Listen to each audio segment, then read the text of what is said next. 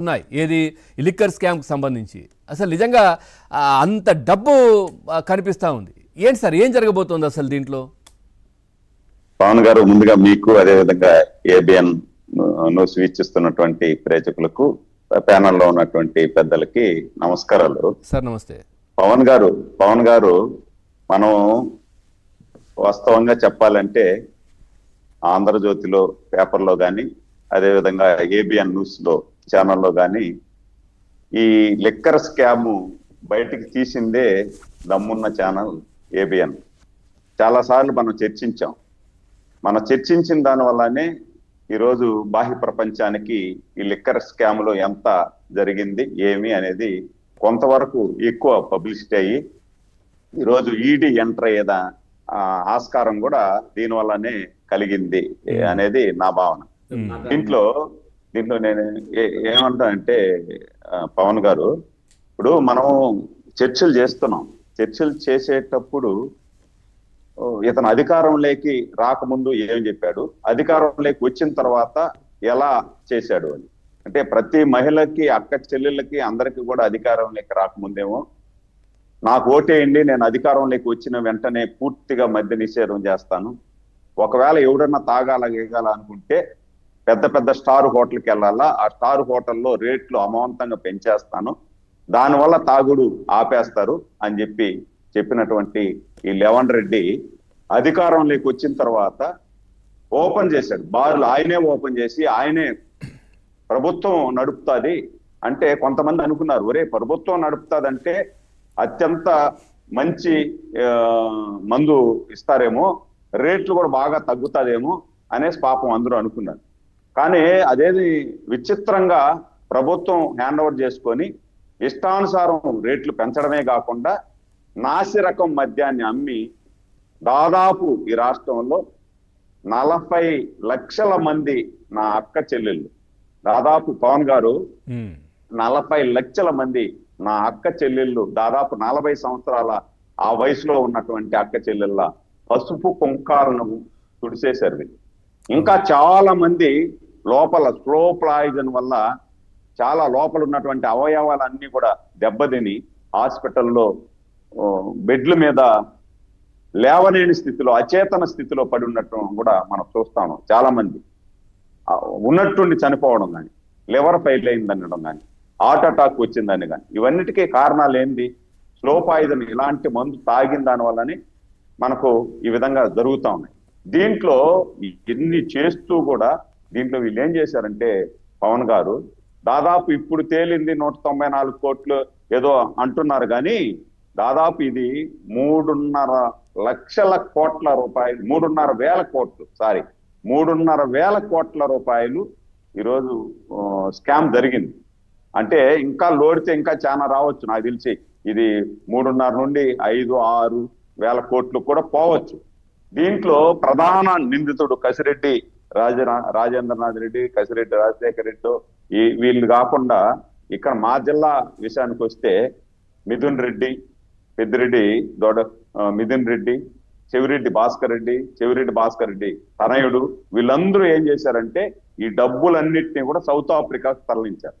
ఇక్కడ వచ్చిన డబ్బులంతా కూడా కొంతమంది నిరుద్యోగ యువకుల్ని వీళ్ళ దగ్గర పెట్టుకొని, అంటే రియల్ ఎస్టేట్ లేకపోతే ఈ జొమాటో ఈ డెలివరీ బాయ్స్ ఉంటారు చూసారా, ఆ విధంగా మనీ డెలివరీ బాయ్స్ పెట్టుకొని వీళ్ళు ఇక్కడ ఏదైతే సాయంకాలం వరకు ఈ వైన్ షాప్ లో జరుగుతుందో బిజినెస్, ఈ డబ్బులంతా తీసుకుపోయి ఇంకొక దగ్గర డెన్నులో డంప్ చేయడం అన్నమాట. డంప్ చేసిన డబ్బుని తొడా వెహికల్ అయితే ఎవరికి అనుమానం రాదు కదా, గవర్నమెంట్ వెహికల్ కదా, పోతా ఉంటది, ఏదో ఒకటి తొడా వెహికల్ పోతా ఉంది అనుకుంటారు, ఊరు చెక్ చేయరు.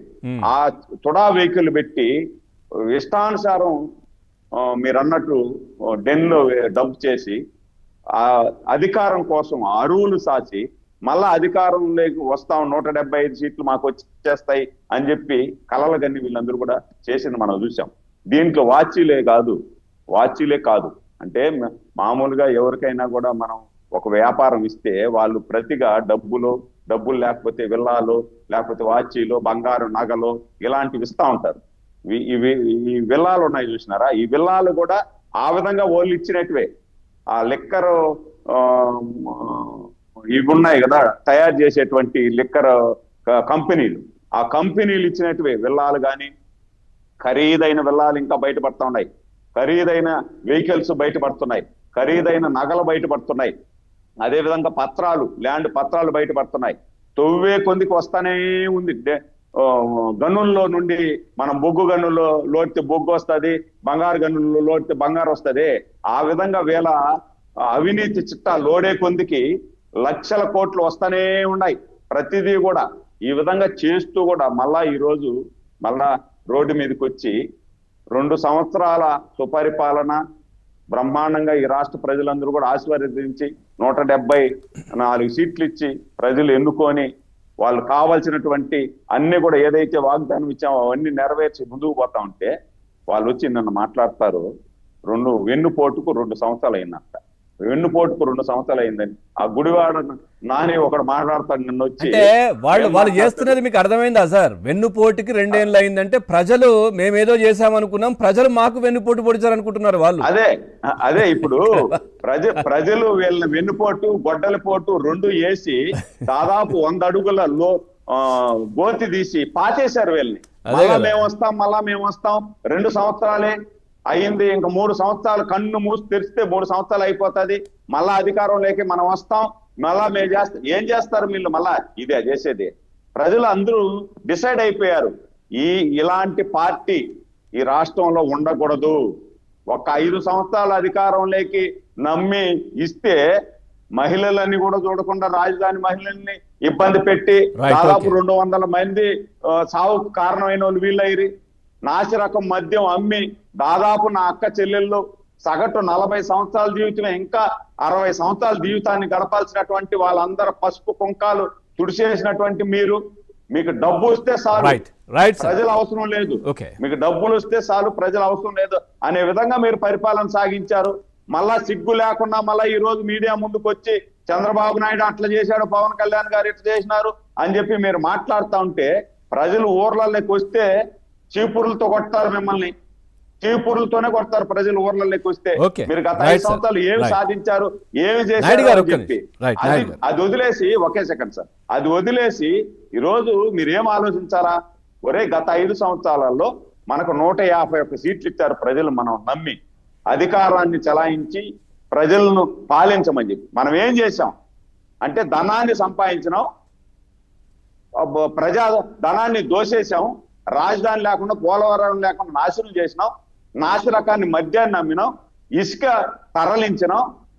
ఇన్ని చేస్తే ప్రజలు మనకు 11 సీట్లు ఇచ్చినారు కదా, మనం ఇంకన్నా బుద్ధి తెచ్చుకొని గతంలో చేసినటువంటి తప్పులు ఏమేమి తప్పులు చేశామో ఆ తప్పులు జరగకుండా మళ్ళా మేము పరివర్తన చెందినాము, మళ్ళా మేమేదో మళ్ళా అధికారంలోకి వచ్చేదానికి ప్రయత్నిస్తామంటే ఇంకొక 4-5 సీట్లు వస్తాయి. అది కూడా లేకుండా మీరు మళ్ళా యథేచ్ఛగా